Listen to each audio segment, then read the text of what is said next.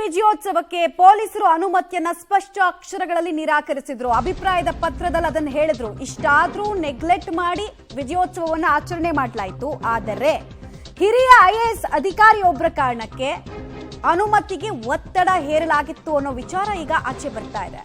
ಅಷ್ಟಕ್ಕೂ ಐಎಎಸ್ ಅಧಿಕಾರಿ ಒತ್ತಡ ತಂದಿದ್ದು ಏನಕ್ಕೆ ಗೊತ್ತಾ? ಪ್ರಾಥಮಿಕ ತನಿಖಾ ವರದಿಯಲ್ಲಿ ಏನೇನ್ ರಹಸ್ಯಗಳು ರಿವೀಲ್ ಆಗ್ತಾ ಇದೆ, ಡೀಟೇಲ್ಸ್ ಬಂತು ನೋಡಿ. ಐಎಎಸ್ ಅಧಿಕಾರಿ ಬ್ರದರ್ ಖಾಸಗಿ ಇವೆಂಟ್ ಮ್ಯಾನೇಜ್ಮೆಂಟ್ ನ ಮುಖ್ಯಸ್ಥ ಸಿಎಂ ಆಪ್ತರೊಬ್ಬರನ್ನ ಇವೆಂಟ್ ಮ್ಯಾನೇಜ್ಮೆಂಟ್ ಮುಖ್ಯಸ್ಥ ಸಂಪರ್ಕ ಮಾಡಿರ್ತಾರೆ. ಸೊ ಅದಾದ ಬಳಿಕ ಸೆಲೆಬ್ರೇಷನ್ ಬಗ್ಗೆ ಆರ್ಸಿಬಿ ಟ್ವೀಟ್ ಮಾಡಿತ್ತಂತೆ. ಆರ್ಸಿಬಿ ಇಂದ ಮುಂಜಾನೆ 3 ಗಂಟೆ ಅಷ್ಟೊತ್ತಿಗೆ ಸೆಲೆಬ್ರೇಷನ್ ಪ್ಲಾನ್ ಆಗುತ್ತೆ. ಖಾಸಗಿ ಕಂಪನಿಗೆ ಇವೆಂಟ್ ಮಾಡೋದಕ್ಕೆ ಒಪ್ಪಿಗೆಯನ್ನು ಆರ್ಸಿಬಿ ಕೊಡುತ್ತೆ. ಬಳಿಕ ಸಿಎಂ ಆಪ್ತರೊಬ್ರು ಆರ್ಸಿಬಿ ಸೆಲೆಬ್ರೇಷನ್ಗೆ ಪ್ಲಾನ್ ಅನ್ನು ಇಟ್ಕೊಳ್ತಾರೆ.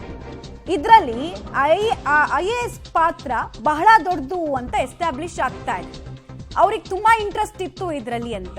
ಸಹಜವಾಗಿ ಒಂದು ಖಾಸಗಿ ಇವೆಂಟ್ ಅಂತ ಹೇಳಿದ್ರೆ, ಅದರಲ್ಲೂ ಈ ತರದ ಇವೆಂಟ್ ಅಂದ್ರೆ ಕೋಟಿಗಟ್ಟಲೆ ಸಂಪಾದನೆ ಒಂದು ಇವೆಂಟ್ ಇಂದ ಮಾಡಬಹುದು. ಅದರಿಂದ ಐಎಎಸ್ ಅಧಿಕಾರಿಗೆ ಏನ್ ಲಾಭ, ಅವರಿಗೆ ಎಷ್ಟು ದುಡ್ಡು ಬಂದಿತ್ತು? ಆಮೇಲೆ ಐಎಎಸ್ ಅಧಿಕಾರಿ ಒಬ್ರು ಹೇಳಿದಕ್ಕೆ ಇಡೀ ಸಿಸ್ಟಮ್ ಕುಣಿಯುತ್ತೆ ಅಂದ್ರೆ ಏನರ್ಥ?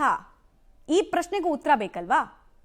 ಸೊ ಇದೆಲ್ಲವೂ ಕೂಡ ತನಿಖೆಯಲ್ಲಿ ಸದ್ಯಕ್ಕೆ ರಿವೀಲ್ ಆಗಬೇಕಾಗಿದೆ. ಡೀಟೇಲ್ಸ್ ಕೊಡ್ತಾರೆ ರವೀಶ್. ಒಂದು ಇವೆಂಟ್, ಇಂಥದ್ದೊಂದು ಇವೆಂಟ್ ಅಂದ್ರೆ ಕೋಟ್ಯಾಂತರ ರೂಪಾಯಿ ದುಡ್ಡು ಹರಿದಾಡಿರುತ್ತೆ. ಸೊ ಆ ದುಡ್ಡಿಗೋಸ್ಕರ ಸಹಜವಾಗಿ ಬಕಪಕ್ಷಿ ತರ ಮ್ಯಾನೇಜ್ಮೆಂಟ್ ಕಂಪನಿ ಕಾದಿದ್ರು. ಅವರ ತಾಳಕ್ಕೆ ಐಎಎಸ್ ಅಧಿಕಾರಿ ಕುಣಿತಾರೆ. ಐಎಎಸ್ ಅಧಿಕಾರಿ ತಾಳಕ್ಕೆ ಸರ್ಕಾರ ಕುಣಿಯುತ್ತೆ ಅಂದ್ರೆ ಇದ್ರಲ್ಲಿ ಇವ್ರದೆಲ್ಲ ಇಂಟ್ರೆಸ್ಟ್ ಏನು ಅನ್ನೋದು ಎಸ್ಟಾಬ್ಲಿಷ್ ಆಗಬೇಕು. ಏನೇನ್ ಮಾಹಿತಿ ಸಿಗ್ತಾ ಇದೆ? ಮಮತಾ, ಪ್ರಾಥಮಿಕ ತನಿಖೆಯ ಹಂತದಲ್ಲಿ ಎಲ್ಲ ಒಂದ್ ಕಡೆ ಒಂದಕ್ಕೊಂದು ಲಿಂಕ್ ಆಗಿರ್ತಕ್ಕಂಥ ತಪ್ಪುಗಳನ್ನು ಕೂಡ ಒಂದ್ ರೀತಿಯಲ್ಲಿ ಎತ್ತಿ ತೋರಿಸ್ದಂಗೆ ಕಾಣ್ತಾ ಇದೆ. ಅಂದ್ರೆ ಪ್ರಮುಖವಾಗಿ ಎಲ್ಲ ಒಂದ್ ಕಡೆ ಆರ್ಸಿಬಿ ಗೆದ್ದ ಬಳಿಕ ಸೆಲೆಬ್ರೇಷನ್ ಮೂಡ್ ನಿಂದ ಬಂದ ಬಳಿಕ ಬೆಂಗಳೂರಿನಲ್ಲಿ ಒಂದು ಸೆಲೆಬ್ರೇಷನ್ ಮಾಡಬೇಕು ಅಂತ ಪ್ರಸ್ತಾಪವನ್ನು ಆರ್ಸಿಬಿ ಮ್ಯಾನೇಜ್ಮೆಂಟ್ ಇಟ್ಟಂತಹ ಸಂದರ್ಭದಲ್ಲಿ ಇಡೀ ಆರ್ಸಿಬಿಯ ಈವೆಂಟ್ ಮ್ಯಾನೇಜ್ಮೆಂಟ್ ನೋಡ್ಕೊಳ್ತಿರ್ತಕ್ಕಂಥ ಒಂದು ಖಾಸಗಿ ಸಂಸ್ಥೆ ಆ ಒಂದು ಇವೆಂಟ್ ಅನ್ನ ಬೆಂಗಳೂರಿನಲ್ಲಿ ಅರೇಂಜ್ ಮಾಡ್ತೀವಿ, ಅದಕ್ಕೆ ಯಾವುದೇ ರೀತಿ ತೊಂದರೆ ಆಗೋದಿಲ್ಲ, ಸರ್ಕಾರದಿಂದ ಕೂಡ ಪ್ಲಾನ್ ಸಿಗುತ್ತೆ ಅಂತ 3 ಗಂಟೆಗೆ ಆರ್ಸಿಬಿ ಅವರು ಇವೆಂಟ್ ಮ್ಯಾನೇಜ್ಮೆಂಟ್ ಹೇಳ್ತಾರೆ. ಇವೆಂಟ್ ಮ್ಯಾನೇಜ್ಮೆಂಟ್ ಅವರು 3 ಗಂಟೆಯಿಂದಲೇ ಆಪರೇಷನ್ ಸೆಲೆಬ್ರೇಷನ್ ಶುರು ಮಾಡ್ತಾರೆ.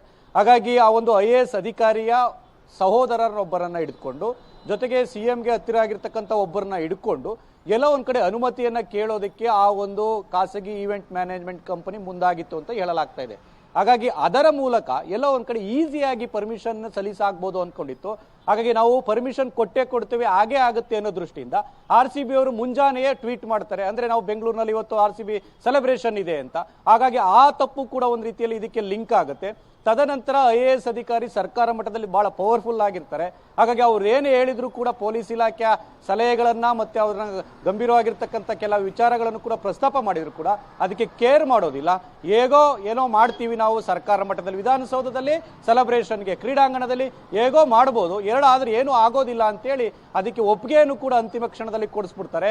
ಹಾಗಾಗಿ ಈ ಎಲ್ಲಾ ತಪ್ಪುಗಳ ನಂತರ ಇಷ್ಟೆಲ್ಲ ಪ್ರಕರಣ ಆಗಿರ್ತಕ್ಕಂಥದ್ದು ಅನ್ನೋದು ಕೂಡ ಪ್ರಾಥಮಿಕ ತನಿಖಾ ವರದಿಯಲ್ಲಿ ಇದೆ ಅಂತ ಕೂಡ ಹೇಳಲಾಗ್ತದೆ. ಹಾಗಾಗಿ ಅಧಿಕೃತವಾಗಿ ಗೊತ್ತಾಗಬೇಕಾಗುತ್ತೆ. ನೀವು ಹೇಳದಂತೆ ಇವೆಂಟ್ ಮ್ಯಾನೇಜ್ಮೆಂಟ್ ಅಂದ್ರೆ ಕೋಟಿಗಟ್ಟಲೆ ಒಂದು ರೀತಿಯಲ್ಲಿ ಹಣವನ್ನು ಕೂಡ ಕೊಟ್ಟಿರ್ತಾರೆ. ಹಾಗಾಗಿ ಈ ಇವೆಂಟ್ಗೆ 10 ಕೋಟಿನೋ 15 ಕೋಟಿನೋ 20 ಕೋಟಿನೋ 25 ಕೋಟಿನೋ ಕೊಟ್ಟಿರಬಹುದು. ಅದ್ರ ಬಗ್ಗೆ ಯಾವುದೇ ರೀತಿಯ ಸ್ಪಷ್ಟತೆ ಇಲ್ಲ. ಹಾಗಾಗಿ ಅದರಲ್ಲೂ ಕೂಡ ಪರ್ಸೆಂಟೇಜ್ ವಿಚಾರವಾಗಿ ಒಂದಷ್ಟು ಆಸೆ ಆಕಾಂಕ್ಷೆಗಳು ಎಲ್ರಿಗೂ ಕೂಡ ಇದ್ದೇ ಇರುತ್ತೆ. ಹಾಗಾಗಿ ಇದರಿಂದ ಏನಾದ್ರೂ ಆಗೋಯ್ತಾ ಅನ್ನೋದ್ರ ಚರ್ಚೆ ಆಗ್ತಾ ಇದೆ. ಆದ್ರೆ ಯಾವ್ದ್ರ ಬಗ್ಗೆ ಕೂಡ ಕ್ಲಾರಿಟಿ ಇಲ್ಲ. ತನಿಖಾ ವರದಿ ಅಂತಿಮಗೊಂಡ ಬಳಿಕ ಅಷ್ಟೇ ಎಲ್ಲದಕ್ಕೂ ಕೂಡ ಪೂರಕವಾಗಿರ್ತಕ್ಕಂಥ ಮಾಹಿತಿ ಮತ್ತೆ ಸ್ಪಷ್ಟತೆ ಸಿಗುವಂತ ಚಾನ್ಸಸ್ ಜಾಸ್ತಿ ಇರುತ್ತೆ. ಮಮತಾ, ರೈಟ್, ಧನ್ಯವಾದ ತಮ್ಮೆಲ್ಲ ಮಾಹಿತಿಗಾಗಿ ರವೀಶ್. ಒಟ್ನಲ್ಲಿ ಕೋಟಿ ಗಟ್ಟಲೆ ಒಂದು ಇವೆಂಟ್ ಇಂದ ಬಾಚಬಹುದು ಅಂತ ಆಸೆ ಒಬ್ರಿಗೆ, ಆ ದುರಾಸೆ ಕಾರಣ 11 ಹೆಣೆಗಳನ್ನು ಮಲಗಿಸಿದ್ರು.